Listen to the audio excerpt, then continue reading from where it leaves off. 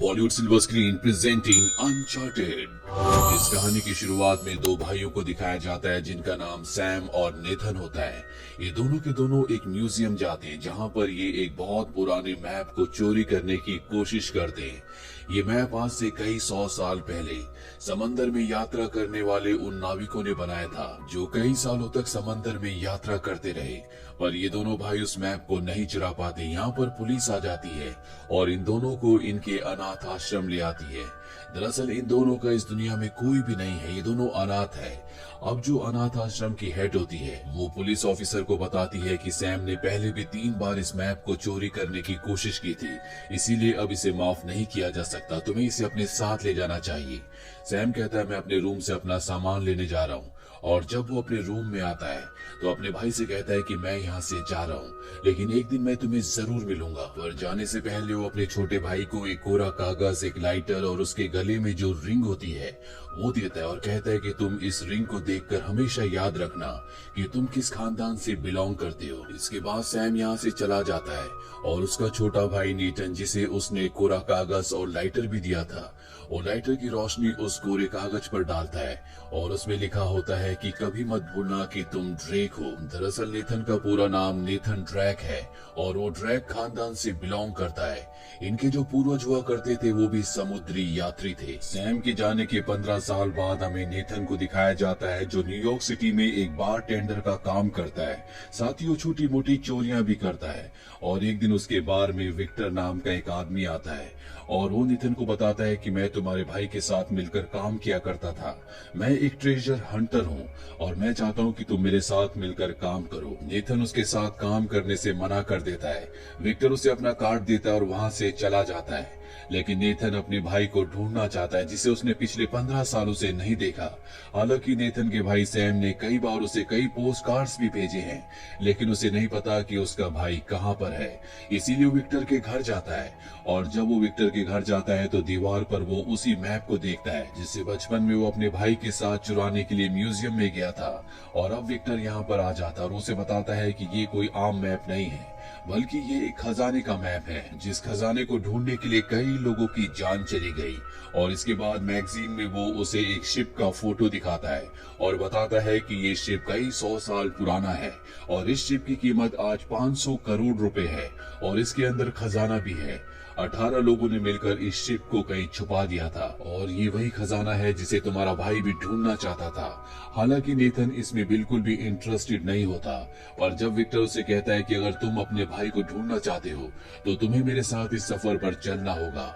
और अब नेथन अपने भाई को ढूंढने के लिए उसकी बात मान जाता है।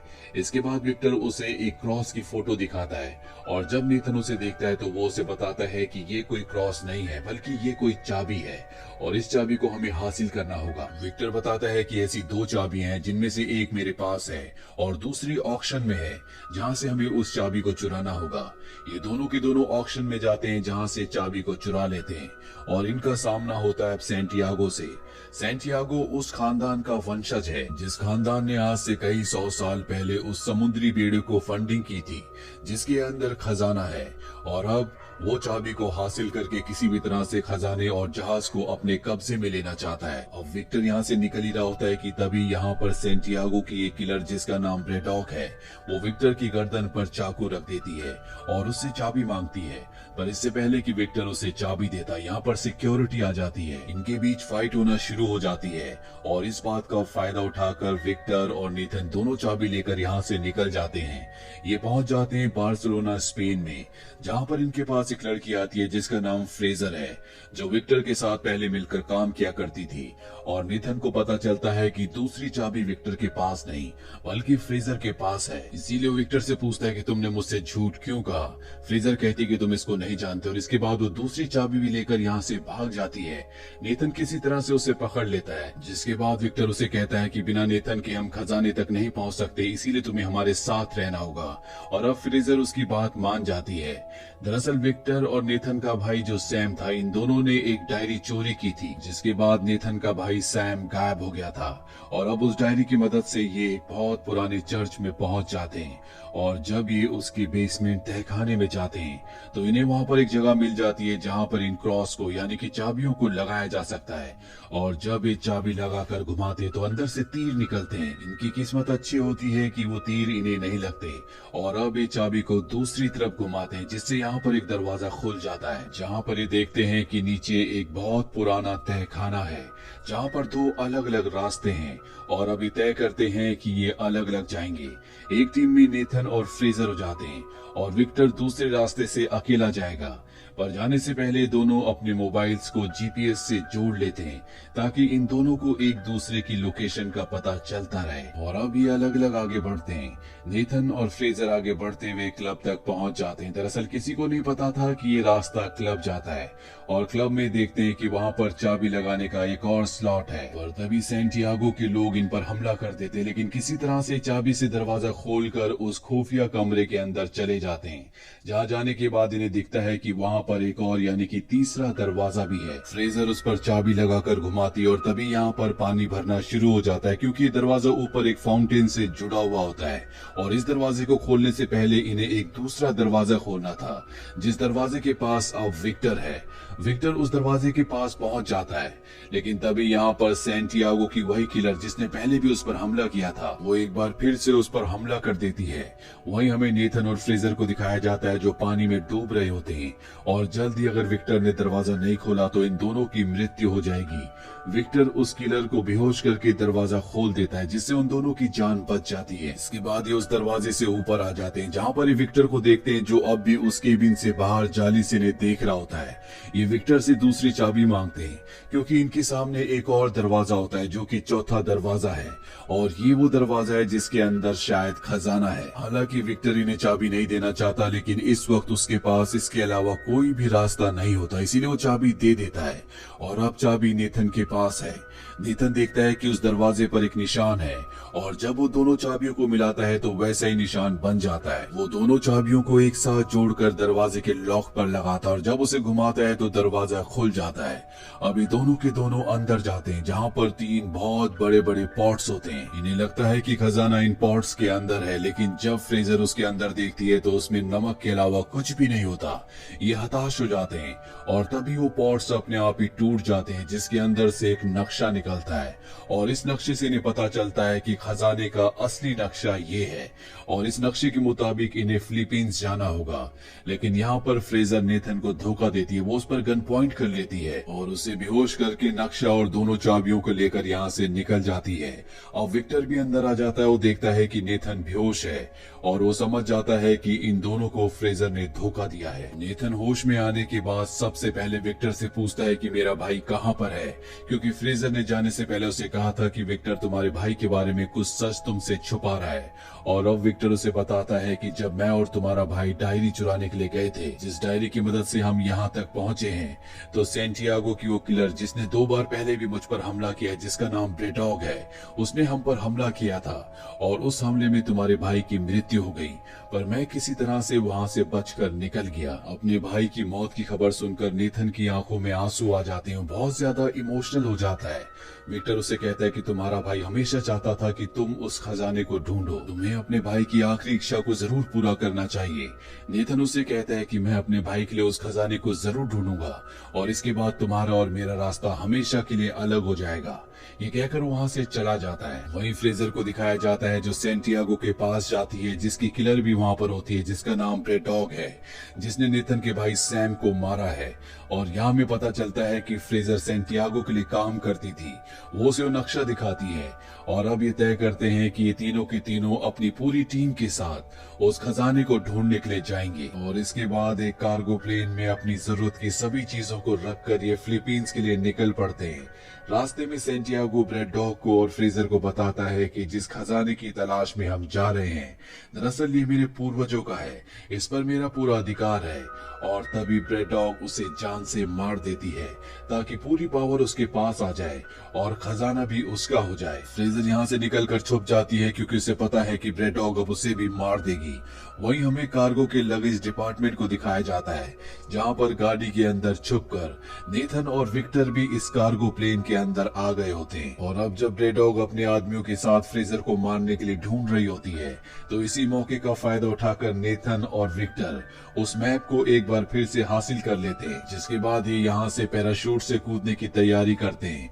विक्टर तो पैराशूट के साथ कूद जाता है, लेकिन नेथन यहाँ से नहीं कूदता क्योंकि ब्रेड डॉग ने उसके भाई सैम को मारा था और वो उससे अपने भाई की मौत का बदला लेना चाहता है।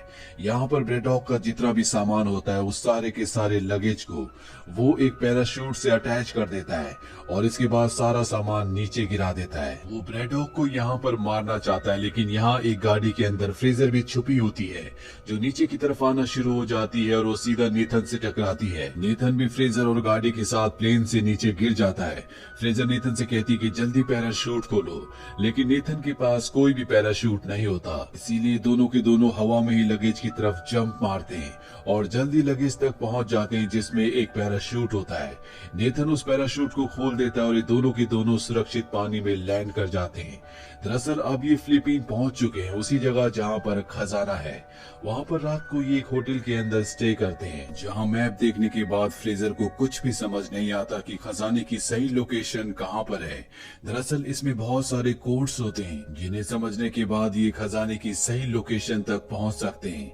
फ्रेजर को कुछ समझ नहीं आता, इसीलिए वो सो जाती है और नेथन पूरी रात इन कोड्स को सुलझाता है। दरअसल उसके भाई ने इन बीते हुए सालों में उसे कई पोस्ट कार्ड्स भेजे थे और इन पोस्ट कार्ड्स में इन क्लूज को समझने के तरीके थे जिन्हें समझकर वो एक लोकेशन नोट करता है और यही खजाने की लोकेशन होती है। और जब सुबह फ्रेजर उठती है तो वो देखती है कि नेथन ने कागज पर एक लोकेशन लिखी है।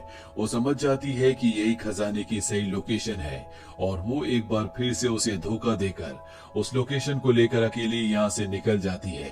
नेथन जब उठता है तो वो देखता है कि फ्रेजर उसे धोखा देकर भाग चुकी है, पर यह बात उसे पहले से पता थी, इसीलिए जानबूझकर उसने कागज पर गलत लोकेशन लिखी थी और सही लोकेशन उसने छुपा दी थी। और अब वो उस लोकेशन पर पहुंचने के लिए निकल पड़ता है जो कि एक आइलैंड पर होती है।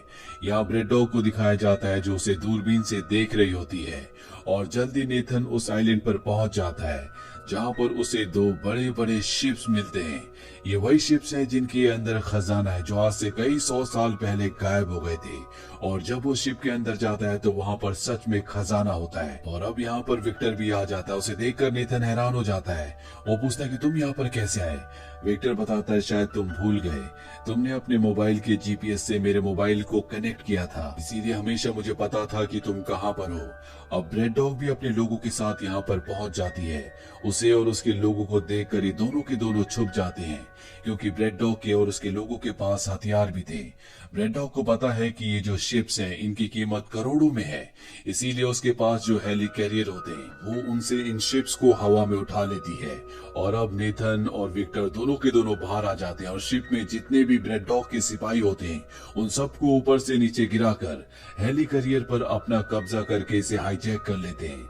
जब ब्रेड डॉग ये देखती है तो दूसरे शिप से इन पर हमला करती है। वो अपने हेली कैरियर को इनके पास लाती है और उसके जितने भी लोग होते हैं इनके शिप में आ जाते हैं। वो नेथन पर हमला कर देते हैं। नेथन भी उनसे मुकाबला करता है।